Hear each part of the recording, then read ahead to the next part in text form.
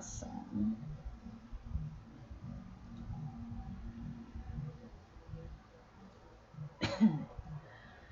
Vocês conseguem ver? Sim, professor. Beleza. Ótimo. Vamos aqui.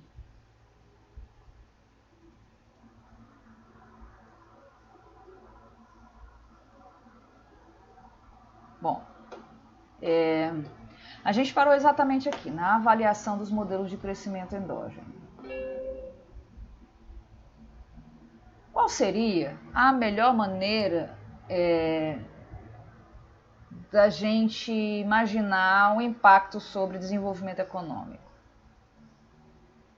Será que essas mudanças em políticas de governo de fato têm impacto permanente sobre a taxa de crescimento? Será que esses resultados que a gente viu até agora, nós vimos 3 modelos de crescimento endógeno e os 3 modelos chegam à conclusão de que essas políticas de governo impactam a taxa de crescimento. A taxa, né? Isso aqui é importante. A gente não está falando de PIB per capita, a gente está falando de crescimento do PIB per capita, que é muito mais forte, né, do que simplesmente aumentar o nível de bem-estar. Né? É a taxa com que esse nível de bem-estar cresce, simplesmente por uma mudança numa política pública. Né? Por exemplo, aí se o governo desse um adicional de 10% de forma permanente, né, para pesquisa, educação ou para o investimento, isso aí teria um impacto permanente sobre a taxa de crescimento da economia, de acordo com os modelos de crescimento endógeno.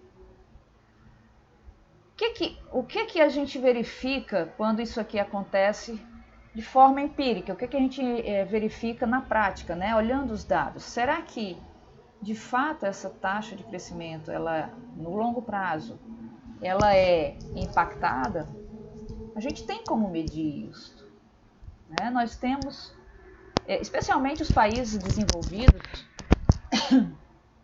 que têm dados para tudo, né? Vocês fizeram aí a pesquisa,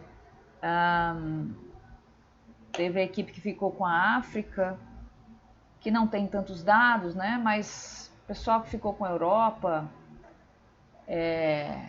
se deu bem, né? Porque em geral são países desenvolvidos, então você tem muitos dados a respeito.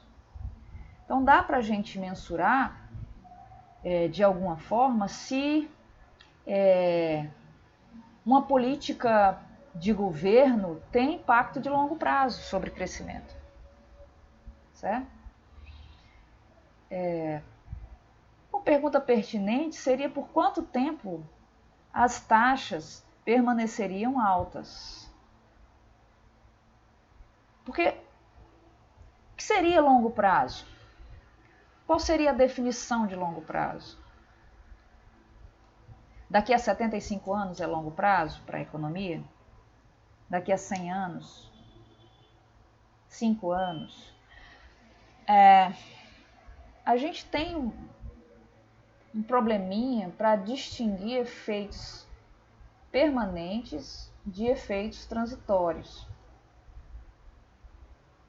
Né? Porque se a gente tiver uma política que tenha efeito transitório, mas que seja um efeito transitório um pouco mais duradouro, ela pode ser chamada de efeito permanente por engano. Você pega dados, você tem que fazer um corte no tempo, né? E aí, quando você vai analisar, às vezes, o efeito transitório, ele reverbera, né? Ele dura mais um tempinho. E aí, às vezes, pode ser confundido com efeito permanente. Né? Existe o gráficozinho de impulso-resposta, o choque que é dado na economia, e aí o choque pode ser qualquer um desses 3 aqui que eu falei, né? Um aumento de subsídio para pesquisa, para educação, investimento em capital físico, enfim. E aí você dá o impulso, que é o choque, e vê qual é a resposta daquela variável, que no caso seria o crescimento da economia. Tá? Quando um efeito dura pouco, dura apenas 5 ou 10 anos, aí a gente pode dizer que é transitório. Né?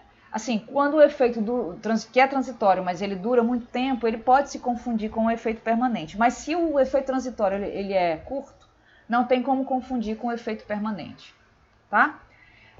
Mas, de toda forma, existe essa zona meio cinzenta para a definição do que é um impacto de longo prazo, o que é um impacto de curto prazo.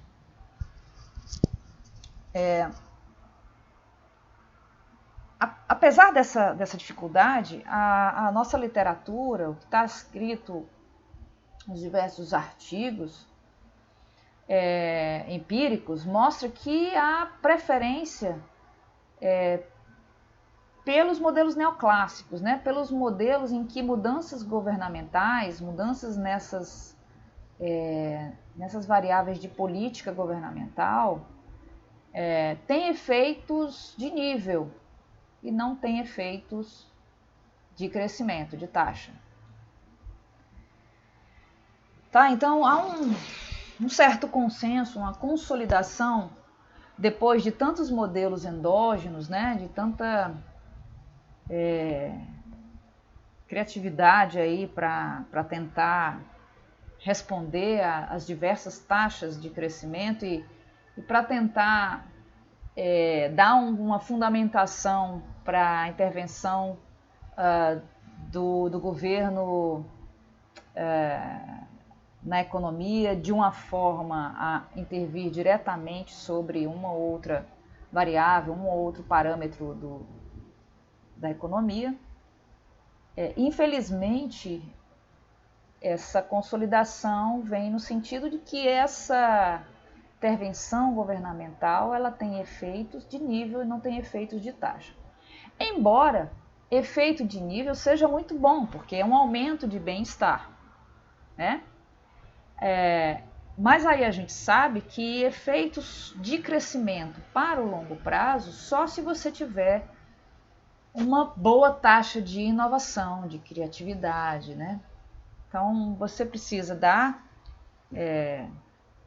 as condições, seja de condições educacionais, para que você tenha uma força de trabalho, especialmente dentro da área de pesquisa, seja condições de financiamento de pesquisas via governo ou via setor privado, tanto faz, para que você tenha efetivamente um aumento da produtividade total dos fatores, né? Um aumento da tecnologia, um avanço na fronteira tecnológica, fazendo com que o país consiga crescer a taxas positivas no longo prazo. Tá? E aí, dentro dessa consolidação dos diversos artigos empíricos, eles mostram que não há evidência que dê suporte a isso aqui, ó, que esse alfa seja igual a 1. Ou seja, o modelo AK não tem suporte empírico, né? Nos países em desenvolvimento, o máximo que esse A1 chega é a 0. Esse alfa, né? Esse A1. Né? O máximo que esse alfa chega é 0,65, 0,68, tá? E ele não chega a 1. Países como os Estados Unidos, ele é de 0,33, 0,35, por aí. Tá? Então, quando você faz a inferência para achar esse alfa nos diversos modelos com os dados fornecidos pelos países, você não consegue achar um alfa igual a 1. Então, o coeficiente na regressão desses modelos, o coeficiente é estatisticamente diferente de 1, ou menor que 1, né? Se a equação diferencial que rege a tecnologia for linear, então o modelo prevê que o aumento do tamanho da economia deveria elevar as taxas de crescimento per capita. Seria essa mais ou menos a estrutura, né? Com o lambda igual a 1 e um φ igual a 1. A gente já discutiu isso aqui, na verdade, né? E aí eu já mostrei que há evidências empíricas de que esse φ aqui ele é menor do que 1. Então, o impacto da tecnologia não se mostra linear, né? É não linear, e esse impacto pode até elevar as taxas de crescimento, mas não permanentemente.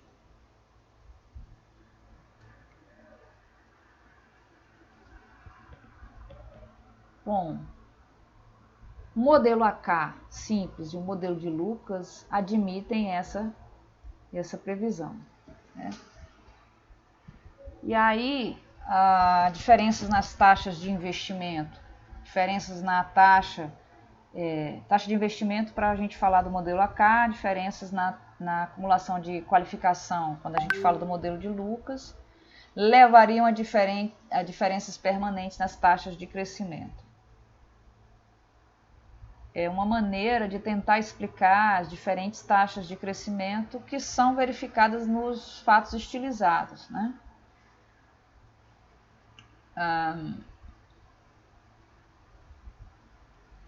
Mas aí, mais uma vez, esses modelos não se sustentam empiricamente.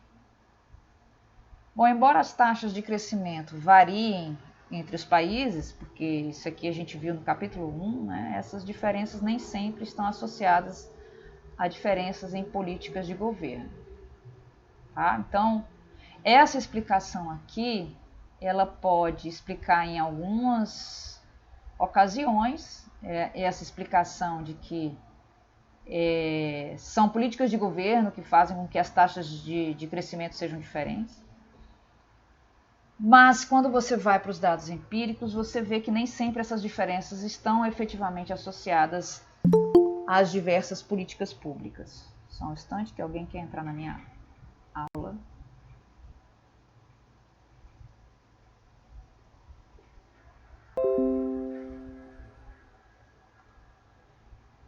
Tá certo, pessoal? Então,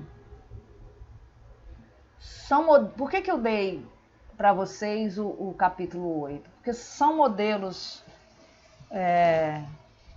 que trazem uma outra visão, diferente do modelo neoclássico, que tentaram, de alguma forma, explicar essas taxas de crescimento diferentes entre os países, fazem parte do avanço da teoria macroeconômica, né?